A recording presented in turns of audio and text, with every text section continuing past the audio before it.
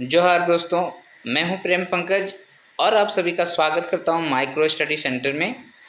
History of Jharkhand के इस series को ये एपिसोड नंबर 33 रहेगा, जहां हम लोग संथाल विद्रोह को पढ़ेंगे और इसका टाइम पीरियड आपको पता है 1855-56 ईस्वी का है।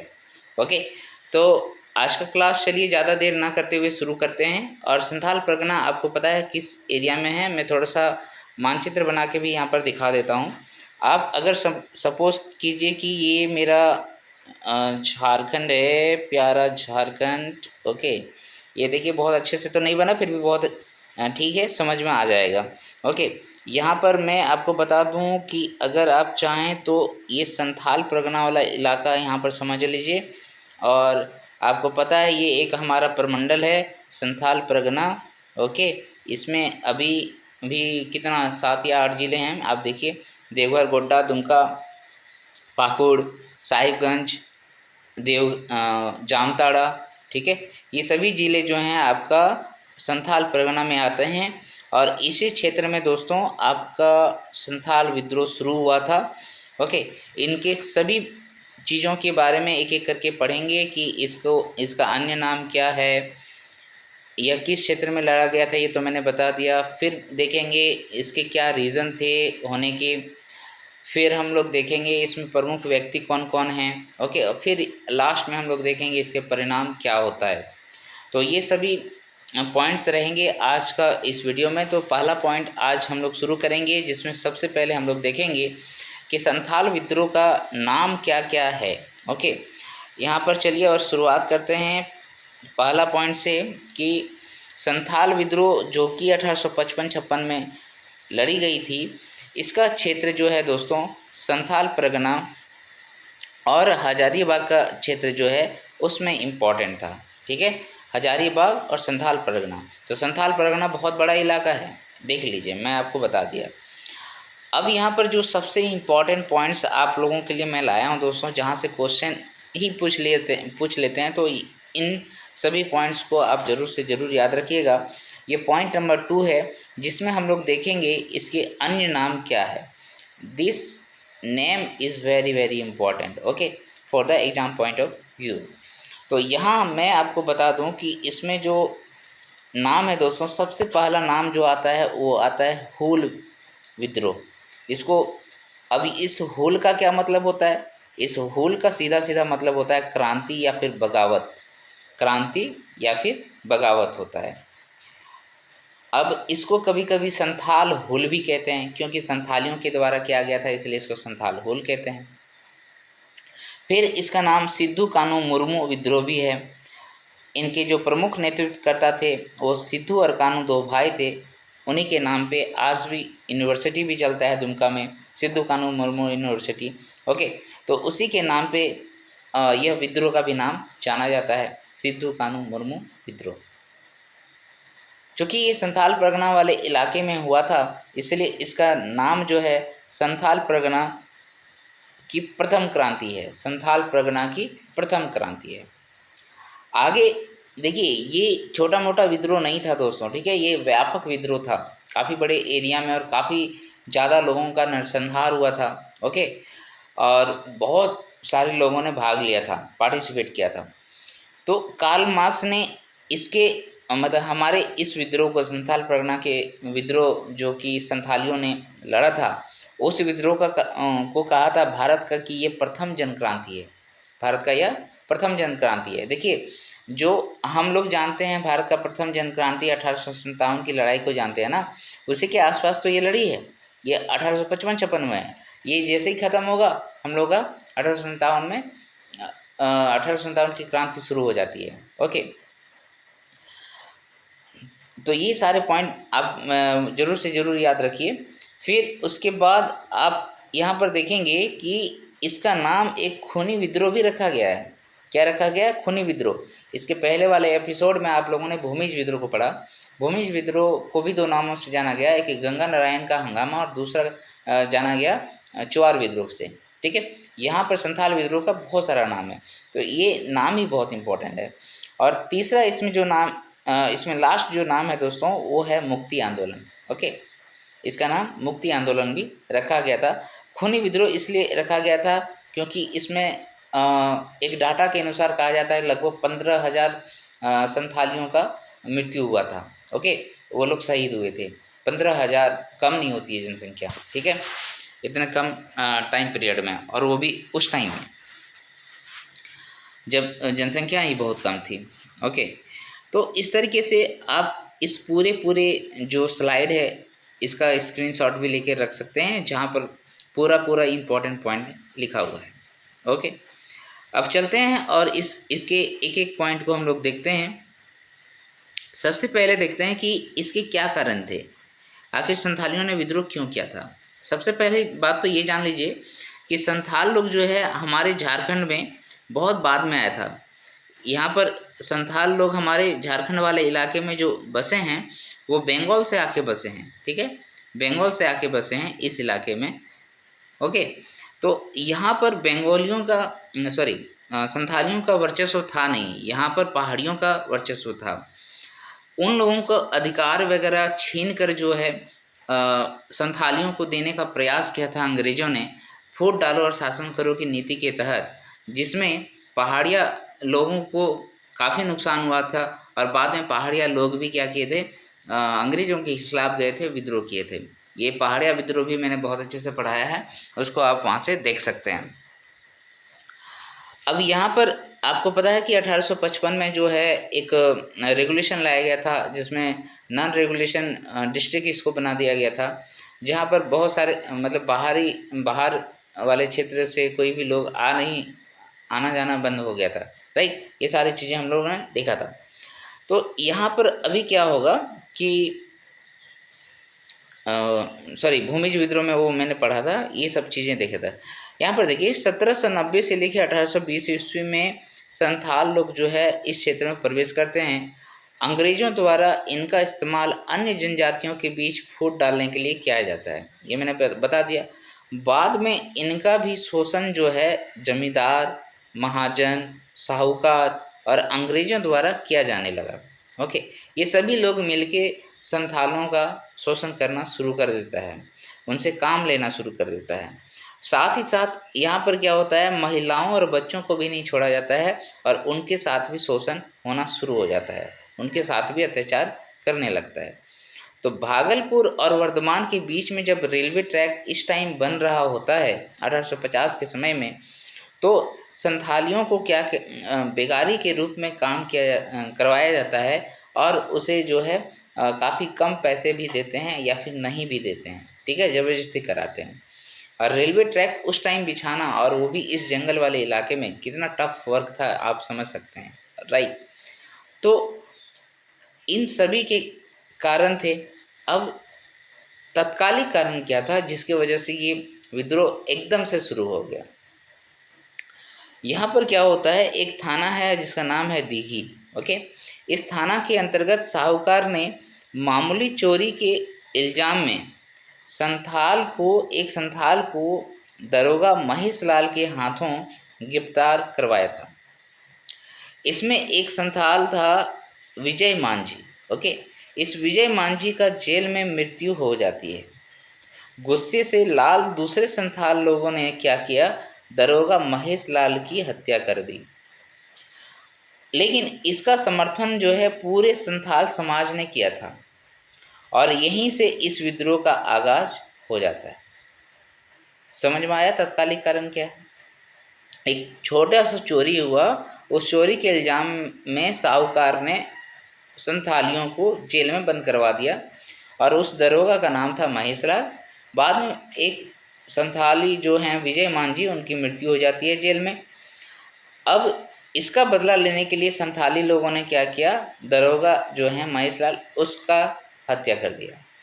और इसी के साथ क्या होता है, पूरा संथाल समाज एकजुट होता है और पुलिस जो होते हैं उनके खिलाफ चले जाते हैं, अंग्रेज़ों के खिलाफ चले जाते हैं, साहूकार लोगों के खिलाफ चले जाते हैं। यानी कि इन लोगों का, जिन लोगों ने शोषण किया, उन सभी के खिलाफ चले जाते हैं और विद्रोह का आगाज हो जाता है। तो इस विद्रोह का नेतृत्व कौन करेंगे? तो इस विद्रोह का नेतृत्व हमारे सिद्धू कानू, चांद भैरव और फूलो झानो करते हैं। यहाँ पर देखिए, सिद्धू एक व्यक्ति है, कान्हू एक व्यक्ति है, चांद एक व्यक्ति है, भैरव एक व्यक्ति है, और ये चारों जो है अपना भाई है। ये लोग चारों जो है अपना भाई है। और इनकी दो बहनें और है, फूलो और जानू। ये सभी युद्ध में, इस विद्रोह में नेतृत्व करते हैं, सबसे आगे रहते हैं। ओके, ये पूरा संथाल समाज को एकजुट करेंगे। इनके माता का नाम जो है चुन्नी मांझी है। अच्छा, पिता का नाम मैंने लिखा नहीं और मैं अभी भूल रहा हूँ, चलो इसको मैं बता दूंगा लास्ट में, ठीक है। तो सिद्धू का जन्म जो है कहा जाता है 1815 में हुआ था, कान्हू का जन्म 1820 में हुआ था, चांद का 1825 में हुआ था और भैरव का 1835 में हुआ था। तो सबसे छोटा भाई जो था वो भैरव था। क्या नाम है उसका? भैरव था। तो यहाँ पर एक मान्यता इस विद्रोह में काफ़ी प्रचलित हुई। उस मान्यता को क्या कहा गया, देखिए यहाँ पर कहा गया कि सिद्धू के स्वप्न में बोंगा देवता ने दर्शन दिया। बोंगा देवता आप समझ रहे हैं ना, उन लोगों का सबसे बड़ा देवता को हम लोग क्या कहते हैं? बोंगा देवता कहते हैं। तो उन्होंने सिद्धू को स्वप्न में, यानी कि जब सो रहा है उस टाइम उनको दर्शन दिया और कहा कि जमींदार, पुलिस, महाजन, राजदेन, आमला को गुजुक का मार। संथाली में ये लिखा हुआ है, जमींदार, पुलिस, महाजन, राजदेन, आमला को गुजुक का मार। इसका मतलब क्या होता है कि जमींदार हो, महाजन हो, पुलिस हो और सरकारी, इन सभी अमलों को, ये अमल होगा पूरा, अमलों का नाश हो, सभी बर्बाद हो जाए, ये चीज़ कहा गया। अब इसकी शुरुआत कब हुई थी? इस विद्रोह की शुरुआत 30 जून 1855 को भोगनाडीह गांव में लगभग 400 गांवों से 6000 से अधिक संथालियों ने भाग लिया था और यहीं पर एक संदेश के तहत इस विद्रोह का बिगुल फूका। वह संदेश था अपना देश अपना राज, अपना देश अपना राज। कब शुरुआत हुई थी इसका दोस्तों? 30 जून 1855 को इस विद्रोह का शुरुआत हुआ। कौन सा गांव में हुआ? भोगनाडीह गांव में हुआ। यहाँ पर लगभग 6000 से अधिक संथाली जमा हुए थे और एक नारा दिया था यहाँ पर, अपना देश अपना राज। ओके, देखिए एक चुवाड़ विद्रोह पड़े थे जहाँ था अपना देश अपना राज, दूर भगाओ विदेशी राज। ओके, वो हमारे जो रघुनाथ महतो थे उन्होंने उस डायलॉग को मारा था, बट यहाँ पर केवल अपना देश अपना राज नारा दिया गया है संथाल विद्रोह में।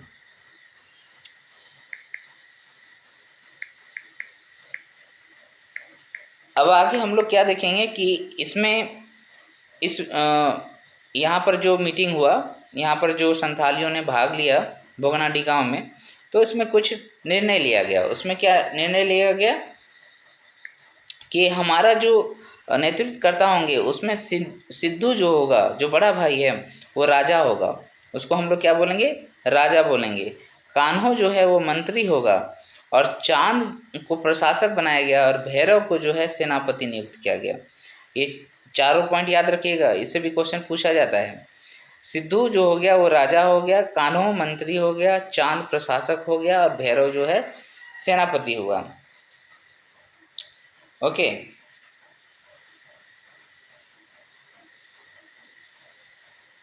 अब आगे देखते हैं कि इस विद्रोह में क्या क्या हुआ था, किस किस क्षेत्र में हुआ था। ठीक है,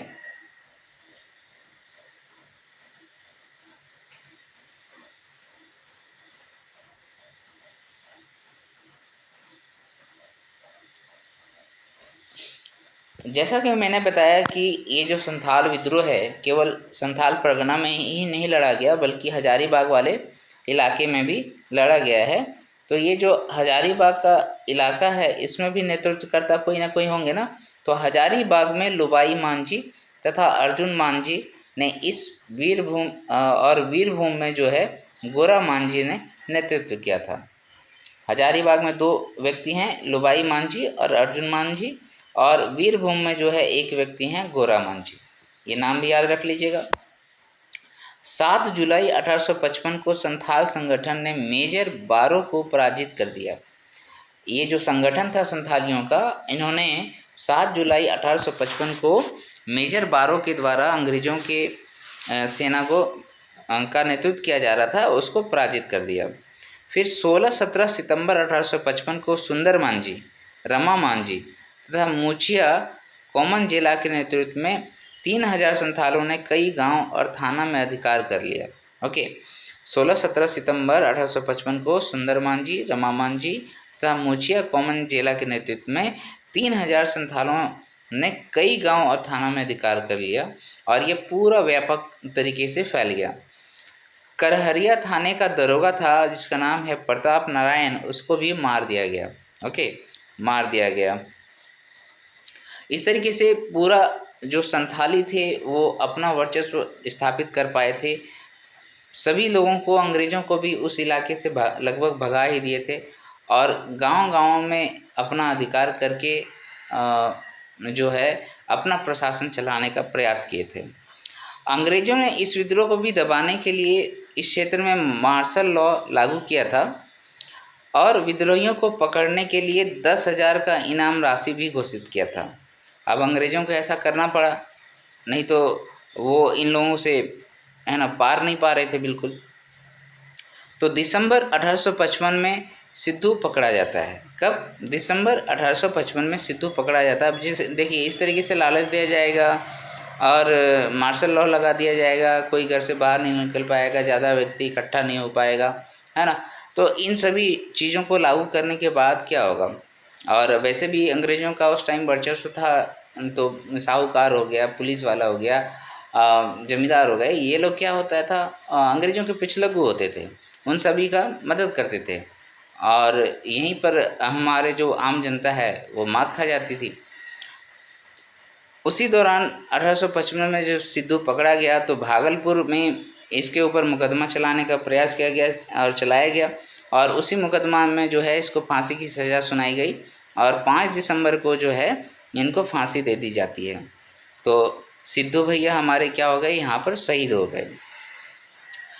नेक्स्ट में क्या है, चांद और भैरव, तो बड़ैया हाट जो है, बड़ैया हाट, वहाँ पर क्या हो गया, इनको गोली मार दी जाती है। ठीक है, बढ़ेत होता है ये, बढ़ेत, बढ़ेत में गोली मार दिया गया।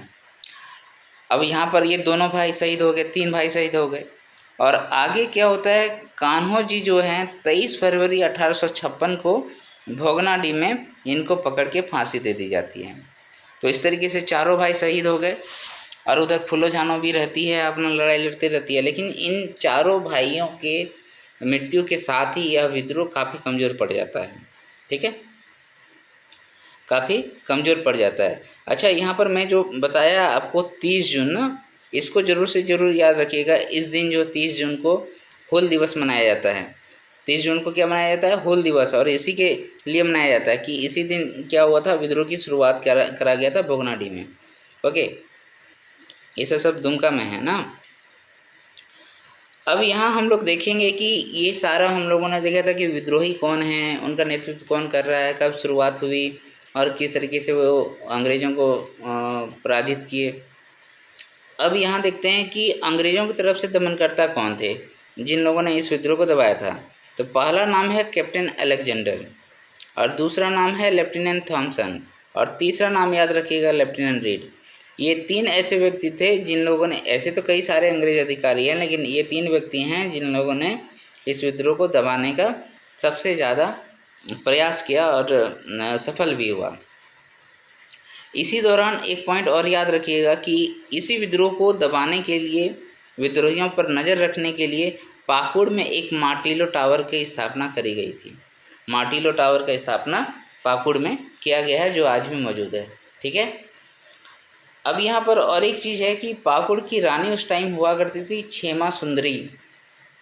इन लोगों ने, क्षेमा सुंदरी जी ने भी विद्रोहियों से मदद मांगी थी, कहा था कि हमारा भी राज्य को बचा लो। अब यहाँ पर आएगा 30 नवंबर 1856। 30 नवंबर 1856 को नॉन रेगुलेशन डिस्ट्रिक्ट इस एरिया को बना दिया जाता है ना, जो कि अभी तक दामिनो कोह के नाम से जाना जाता है।